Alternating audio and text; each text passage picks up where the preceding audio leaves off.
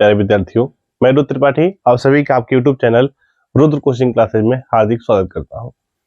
बच्चों, ये जो क्लास होने वाली है वो क्लास 10 के लिए हिंदी व्याकरण से रिलेटेड है और इसमें आज आप समझेंगे वाक्य भेद। तो सबसे पहले दिमाग में एक क्वेश्चन आएगा कि वाक्य भेद हम पढ़ने जा रहे हैं तो वाक्य कहते किसको है, पहली बात। दूसरा, आपके ही दिमाग में भी चलेगा कि वाक्य भेद में हम कितने टाइप पढ़ेंगे और क्या वो हमारे लिए इंपॉर्टेंट है। तो सबसे पहले आप जानिए वाक्य कहते किसको है। सर्वप्रथम आप ये जानेंगे कि वाक्य कहा किसको जाता है। वाक्य जान लीजिए अपने मन के भावों को और विचारों को शब्द के माध्यम से लिखकर जो हम व्यक्त करते हैं उसे वाक्य कहते हैं। एक चीज और ध्यान देना, जो वाक्य है वो शब्दों के संयोग से, यानी छोटे छोटे शब्दों को जिनका एक अर्थ निकलता है उनको एक लाइन में पिरोया गया है। जैसे कि आप समझें, मान लीजिए एग्जाम्पल मैं लेके चलता हूं, वाक्य भेद में वाक्य का ही मैं एग्जाम्पल लेके चलता हूं। जब कोई वाक्य बनता है तो सबसे पहले ध्यान दें आप, ठीक है। जैसे मान लीजिए राम एक शब्द है प्लस घर, यानी धन में घर जोड़ दिए हैं और प्लस कर दिए हैं जाता है। राम घर प्लस जाता और प्लस है। अगर इसको हम इक्वल करके देखते हैं तो ये मेरा जो वाक्य बन के आता है क्या, कि राम घर जाता है, ये मेरा वाक्य बन के आता है ना। और इसमें देखा जाए तो सबसे पहले ये कि जो हमारे शब्द हैं उनका भी एक परिपक्व अर्थ बन रहा है। परिपक्व अर्थ बनने का मतलब क्या हुआ बेटा, जैसे मान लीजिए आप वाक्य पढ़ ही रहे हैं और वाक्य में आप पढ़ेंगे सबसे पहले वाक्य भेद में वाक्य पढ़ रहे हैं, ठीक है। तो राम घर जाता है, इसमें देखते हैं जो शब्द हमारे दिए गए हैं राम, इसका भी एक मतलब है। और दूसरा हमारा जो दिया गया बेटा घर, इसमें भी उसका एक मतलब है। जाता है का भी मतलब है और इसमें इसका भी मतलब है। तो इन सब शब्दों को, यानी जो आपके चार शब्द बन के आए, राम घर जाता और है, इन चारों शब्दों को एक साथ जब किया गया तो एक वाक्य बन के आया और जिसका एक लॉजिकल अर्थ निकला। वह अर्थ क्या निकल के आता है बेटा, राम घर जाता है। आई बात समझ में? अच्छा, एक चीज और समझिएगा आप इसमें कि अपने मन के भाव विचार प्रकट करने के लिए हम जिस भाषा का सहारा लेते हैं और वाक्यों के रूप में प्रकट करते हैं, कभी कभी क्या होता है कि हम कुछ शब्दों से ही काम चला लेते हैं। कभी कभी जो है हम कुछ शब्दों से ही काम चला लेते हैं, वाक्य का यूज ही नहीं करना पड़ता उसमें। जैसे मान लीजिए व्यवस्थित तरीके से। अच्छा, और एक चीज ध्यान देते हैं कि जिन सार्थक शब्दों का व्यवस्थित समूह हो, जिन सार्थक शब्दों का व्यवस्थित समूह हो, सार्थक शब्दों का ऐसा समूह बेटा व्यवस्थित समूह हो और जिसका पूरा आशय प्रकट होता हो, उसे वाक्य कहते हैं। ऐसे सार्थक शब्दों का समूह जिनका आशय प्रकट होता हो उन्हें वाक्य कहा जाता है, ठीक है। अब आप समझें इसमें कि वाक्य बनते कैसे हैं। तो सबसे पहले बेटा सार्थक शब्दों के मेल से बनता है। सबसे पहला क्या, कि सार्थक शब्दों के मेल से, सार्थक शब्दों के मेल से। पहली बात, ये जो वाक्य का निर्माण होता है तो सबसे पहले बेटा क्या होते हैं, सार्थक शब्दों के मेल से बनता है। दूसरी चीज, ये पूर्ण और स्वतंत्र होते हैं।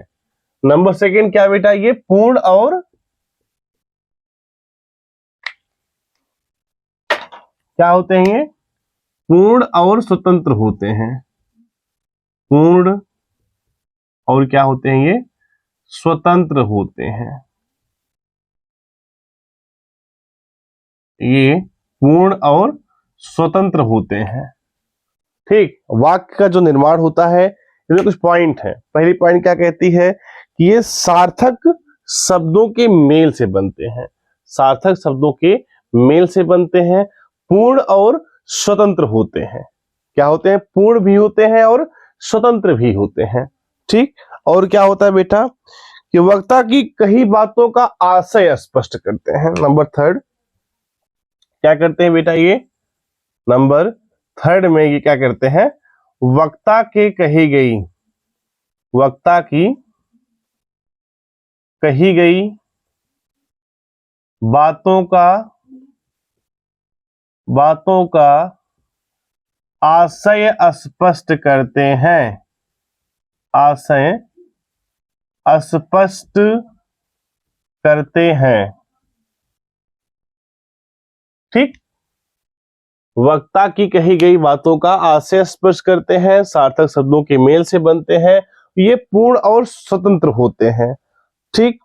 अच्छा, हिंदी वाक्यों का जो पद कर्म होता है वो कुछ इस तरीके से होता है। इसमें काफी चीजें आती है, कर्ता हो गया, कर्म, पूरक और क्रिया। इनमें जब वाक्य बनते क्या? कर्ता, कर्म, पूरक और प्लस क्रिया। बिना इनके संयोग से, बिना इनके योग से कोई एक वाक्य पूरी तरीके से बन नहीं सकता। जिसमें से कर्ता होना आवश्यक है, कर्म का होना आवश्यक है, पूरक का होना आवश्यक है और तो और क्रिया का भी होना आवश्यक है। बिना इनके हो ही नहीं सकता। जैसे देखिए कि एक एग्जांपल लेके चलते हैं हम,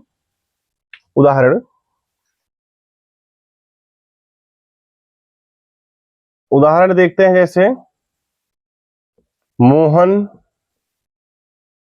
किताब लाता है। और एग्जांपल देखते हैं, विजय फूल बेचता है। तो ये सब क्या है बच्चे? ये आपके इसमें कर्ता भी है, कर्म भी है, पूरक भी है और क्रिया भी है। कर्ता, कर्म और क्रिया के साथ साथ पूरक भी है। ठीक। अब समझिए वाक्य के भेद। क्या समझेंगे अब? वाक्य के भेद।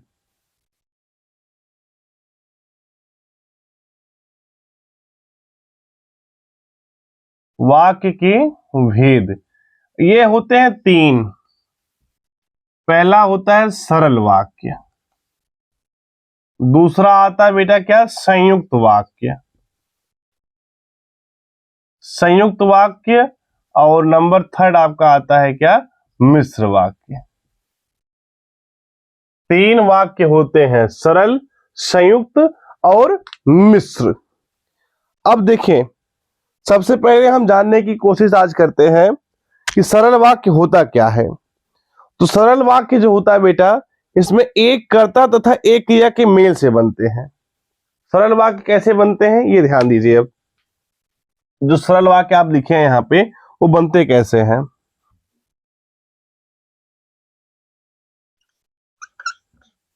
सरल वाक्य बनता कैसे है?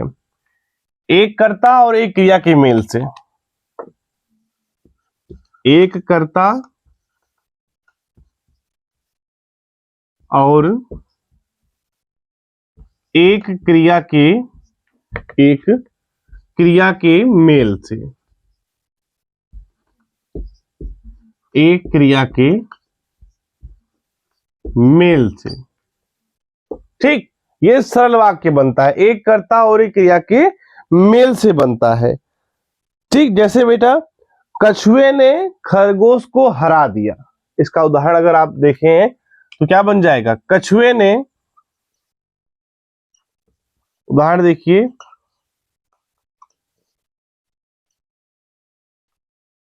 कछुए ने खरगोश को, कछुए ने खरगोश को हरा दिया।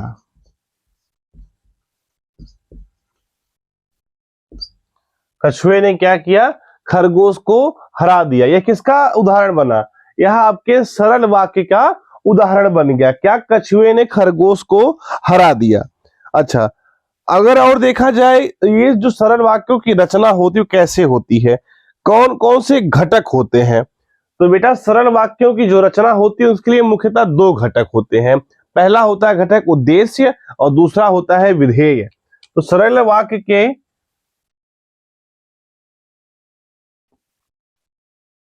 सरल वाक्य के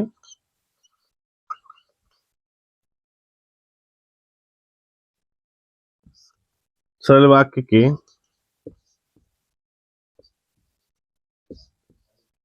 लिए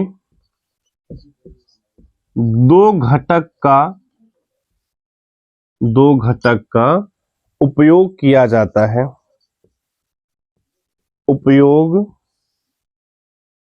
किया जाता है। ठीक, नंबर फर्स्ट है उद्देश्य। नंबर फर्स्ट क्या है आपका, उद्देश्य। और नंबर सेकेंड पे जो आता है वह है आपका क्या, विधेय। उद्देश्य और विधेय दो का यूज किया जाता है, दो घटकों का यूज किया जाता है। कब, सरल वाक्यों की जो बनते हैं उनके जो दो घटक होते हैं, दो घटक का उपयोग किया जाता है। अब वो दो घटक कौन कौन से हैं वो ध्यान देने वाली बात है। पहला घटक आपका जो आता है वह होता है उद्देश्य। दूसरा घटक आपका क्या होता है बच्चे, विधेय होता है। ठीक, उद्देश्य और विधेय। अब इसमें समझने वाली बात क्या है, उद्देश्य क्या होता है और विधेय क्या होता है। सबसे पहले क्या समझेंगे हम, उद्देश्य क्या होता है और विधेय क्या होता है। उद्देश्य वह होता है वाक्य में जिसके बारे में कुछ बताया जाता है। उद्देश्य में क्या होता है, उद्देश्य में ये होता है कि वाक्य में उसके बारे में कुछ बताया जाता है। किसमें, उद्देश्य में यही होता है क्या, कि जिसके बारे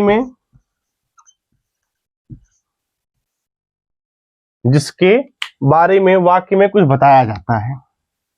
जिसके बारे में वाक्य में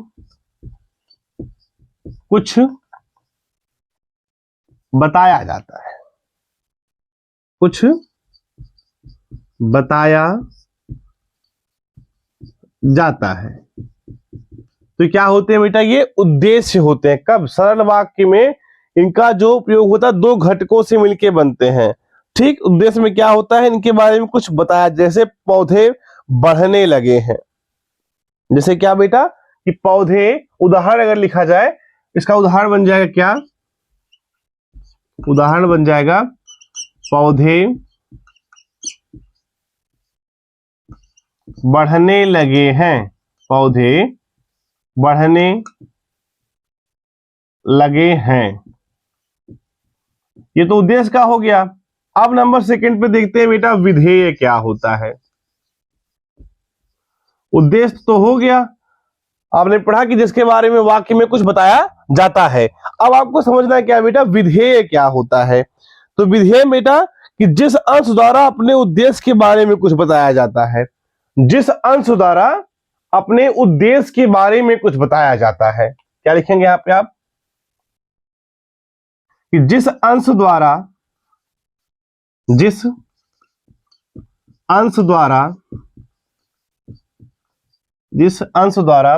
अपने उद्देश्य के बारे में, अपने उद्देश्य के बारे में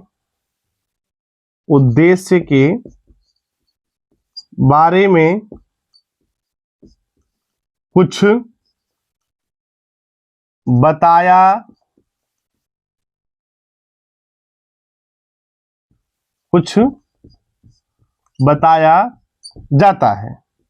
इसका उदाहरण देखते हैं क्या हो जाएगा, कि देखो विधेय क्या होता है, कि जिस अंश द्वारा, विधेय में क्या होता है कि जिस अंश द्वारा, वाक्य में, वो भी वाक्य में जिस अंश द्वारा अपने उद्देश्य के बारे में कुछ बताया जाता है उसे क्या कहते हैं, विधेय कहते हैं।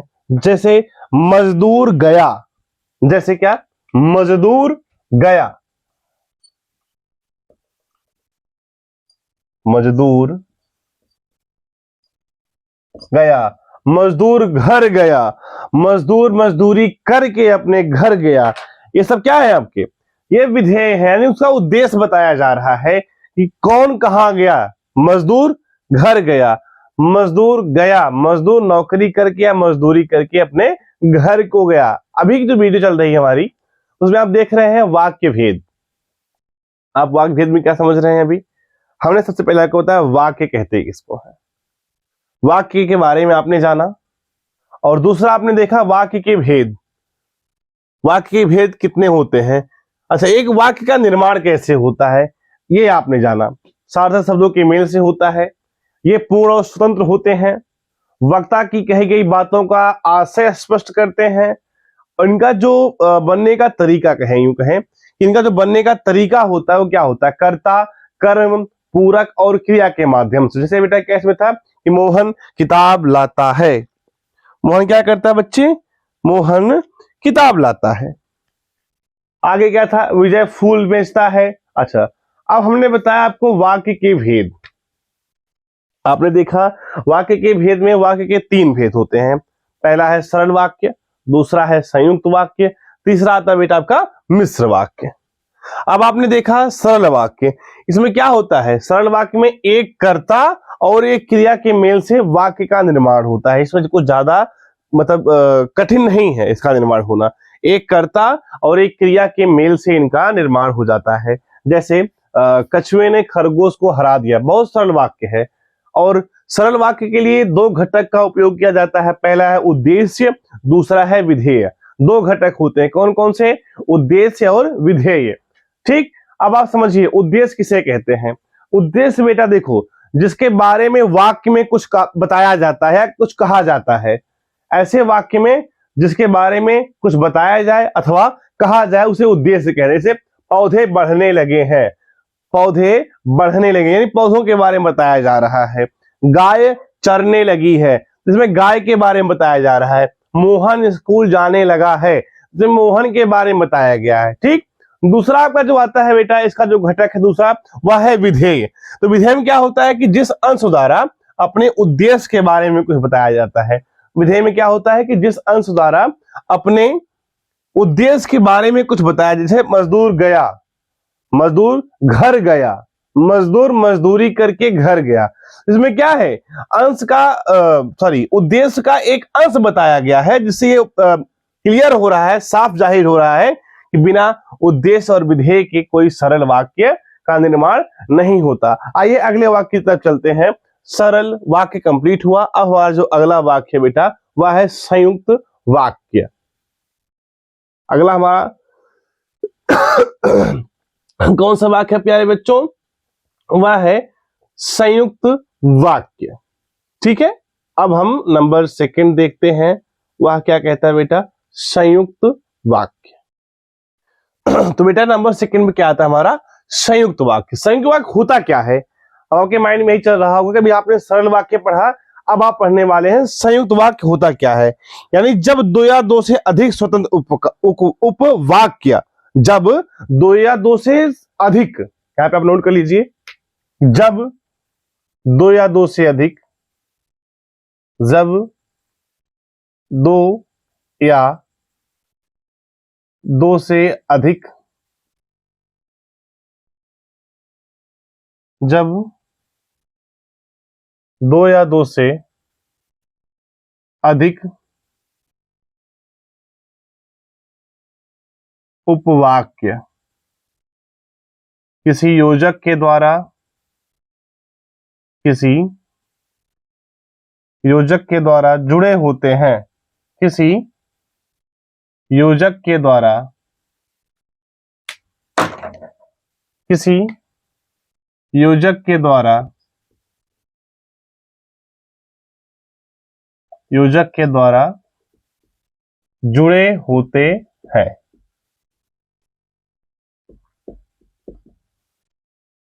किसी योजक के द्वारा जुड़े होते हैं तो क्या होता है बेटा, संयुक्त वाक्य होता है। संयुक्त वाक्य क्या होता है बच्चे, कि जब दो या दो से अधिक उपवाक्य किसी योजक के द्वारा जुड़े हुए होते हैं। किसके द्वारा बेटा? किसी योजक के द्वारा जुड़े हुए होते हैं या जुड़े होते हैं। ऐसे वाक्यों को क्या कहा जाता है बच्चे? ऐसे वाक्यों को संयुक्त वाक्य कहा जाता है। ऐसे वाक्यों को संयुक्त वाक्य कहा जाता है। अच्छा, इस वाक्यों में कुछ और विशेष जानकारी समझने वाली बात क्या है? पहली बात तो आप इसको समझ लीजिए, इसकी जो परिभाषा है वह क्या है कि जब दो या दो से अधिक स्वतंत्र उपवाक्य किसी योजक या संबंध समुच्चय बोधक अव्यय द्वारा जुड़े होते हैं, ठीक, तो उन्हें हम क्या कहते हैं? संयुक्त वाक्य कहते हैं। अच्छा, संयुक्त वाक्य उपवाक्यों में आपस में योजकों का या, वा, अथवा, इसलिए, किंतु, परंतु, लेकिन, तथा इत्यादि का क्या रहता है? इसमें कुछ पॉइंट बना के अगर यहां पे लिखना चाहें तो इनके वाक्यों में या, अथवा, ना, किंतु, या, अथवा, किंतु, परंतु, तथा, इत्यादि का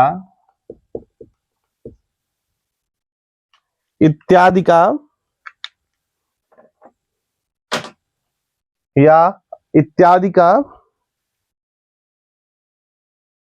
प्रयोग होता अथवा जुड़े होते हैं। इत्यादि का प्रयोग होता अथवा जुड़े होते हैं। जुड़े होते हैं, ये आपके संयुक्त वाक्य। नंबर इसका सेकंड पॉइंट क्या नोट कीजिएगा? या, अथवा, किंतु, परंतु, तथा, इसलिए, है ना, लेकिन, एवं, इससे जुड़े रहते हैं। इनमें प्रयुक्त उपवाक्य समान स्तर के होते हैं। क्या? इनमें प्रयुक्त उपवाक्य इनमें प्रयुक्त उपवाक्य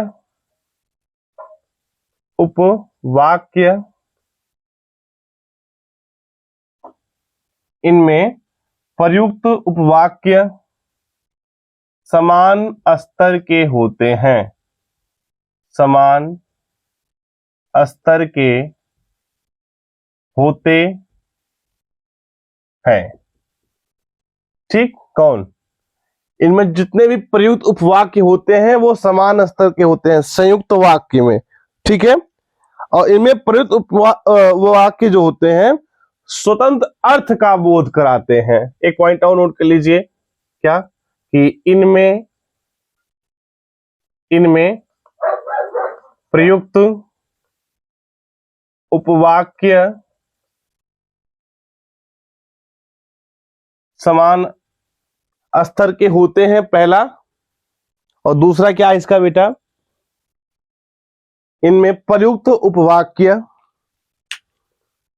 स्वतंत्र अर्थ का बोध कराते हैं। इनमें प्रयुक्त उपवाक्य स्वतंत्र अर्थ का बोध कराते हैं। इनमें प्रयुक्त उपवाक्य स्वतंत्र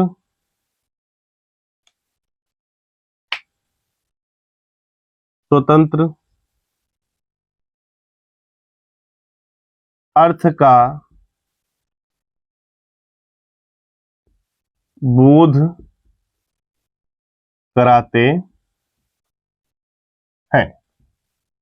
उदाहरण नोट कर लीजिए बस इसके। आज की क्लास में इतना ही, क्योंकि मार्कर का जो थोड़ा सा प्रॉब्लम है, बाकी की मैं क्लास जो है कल अच्छे तरीके से ले लूंगा मैं। जैसे बादल घिरे किंतु बरसात ना हुई। जैसे बेटा क्या? बादल घिरे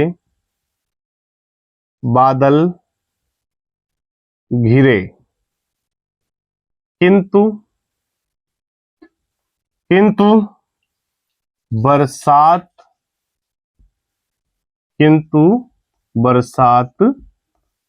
ना हुई। तुम बाजार जाओगे या सिनेमा, ये भी वाक्य में ही आ जाएगा। बच्चों आज की जो क्लास है थोड़ी सी मार्कर को लेकर के डिस्टरबेंस है, जो कि मार्कर चल नहीं रहा है हमारा। हमने इंक भी भरने की पूरी कोशिश की और जो कि भरा भी, फिर भी चल नहीं रहा है वो। तो आज की जो क्लास है इसमें आपने समझा केवल सरल सरल वाक्य और वाक्य भेद में वाक्य को समझा। आपकी जो आने वाली अगली क्लास होगी प्यारे बच्चे, उसमें आपको मैं संयुक्त वाक्य से कंप्लीट ही कर दिया है। उसमें आपका जो बचेगा बेटा वो रहेगा मिश्र वाक्य।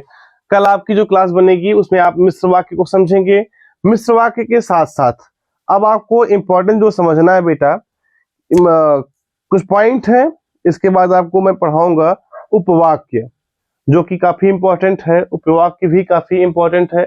और उपवाक्य को पढ़ने के बाद कम से कम ये मान के चलिए जो आपका वाक्य भेद की क्लास है वो 4 से 5 एपिसोड के अंतर्गत कंप्लीट होगी, क्योंकि हाई स्कूल की हिंदी की व्याकरण काफी लंबी और चौड़ी हो जाती है और इसको मैं कोशिश कर रहा हूँ 60 तरीके पढ़ाने के लिए। आशा करता हूँ आप सबको ये क्लास अच्छी लग रही होगी। Thank you.